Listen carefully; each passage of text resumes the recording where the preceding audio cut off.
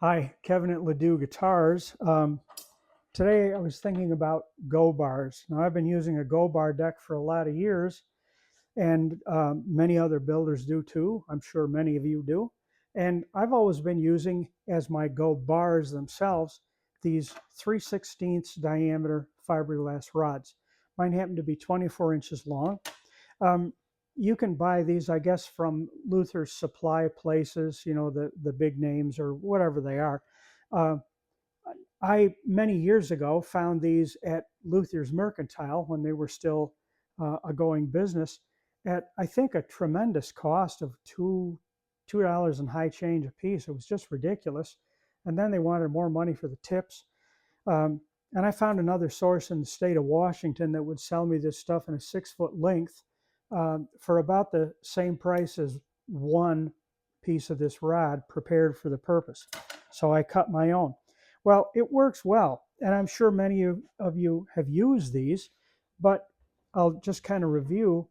Maybe you've experienced this same frustration. Sometimes when you put one of these down, you see how that rotated out of my hand quickly. And depending on how you set it, that could be pretty severe. The problem with that being is that now it's forcing this member out of position. I'm putting down a brace here. I don't want that X to slide. I want it to stay put. Well, you have to, you can fool around by rotating it down here. You find the orientation of the glass rod and you can eventually get it to work, but it still can be sort of difficult.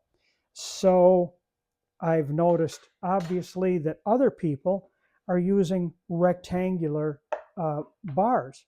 Well, I've looked to find rectangular bars of fiberglass and have failed to find anything suitable. There may be some out there. If somebody knows of a source, let me know. But after seeing several photographs and videos and so on of people using rectangular sections of wood, I kept thinking, well, I'm not sure, what they ought to be or what dimensions they ought to be. And finally, I woke up and said, geez, why don't you just try something and stop worrying about all of the engineering details? Because this stuff, I got a lot of wood around here that I can do this with. Nothing lost, nothing gained, so to speak. So I cut a bunch of these, I cut 4 of them this morning out of hickory because I happen to have a lot of it. And because hickory is very flexible, it's very springy. White ash, I think, would do the same job and maybe even a little better because white ash will more easily spring back to its original orientation, maybe more so than hickory. But I'm sure you could use any number of species, whatever you happen to have available in your location. I'm sure something would be suitable. And the beauty of these is that, if they fail, you get one that maybe there's run out and it snaps, or if they tend to bow and they stay that way. And, you can always make more because there's very little cost involved in this. You can make them out of scrap.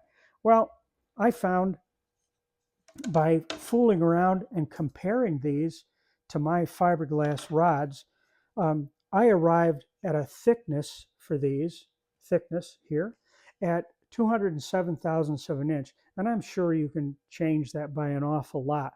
As you make them thicker, the stiffness changes very quickly because the stiffness of a member changes as the cube of its height. So when you're flexing it this way, that would be the height. So just a little bit more thickness and you get a tremendous amount of increased stiffness. So you could vary that any way you want. Mine happened to be 573 thousandths of an inch wide. I'm sure you could vary that considerably.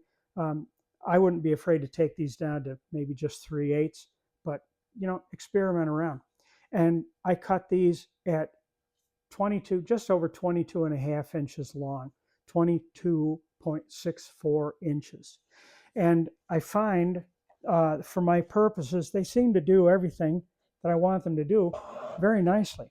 And the beauty is, of course, that they don't rotate out of position on you. I'm sure you already know that, but I'm making this video and pointing this out, not because it's a new idea, but just to be encouraging.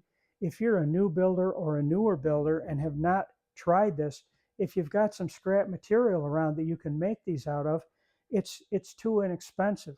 And you know, being the pragmatic luthier, I am the one who wants to try something, fabricate what I can first, and buy what I need only when buying becomes the more pragmatic solution. So anyway, there it is. If you've got some material around that you can try to do this with, maybe even some of the conifers would work. You know, maybe if you got some Douglas fir or maybe some southern yellow pine would do the job for you. So give it a try. See how it works out for you. A lot cheaper than these guys. Thanks for watching. Hope you might subscribe to my channel and put a like on the video. Once again, I'm Kevin Ledoux, the Pragmatic Luthier. See you again.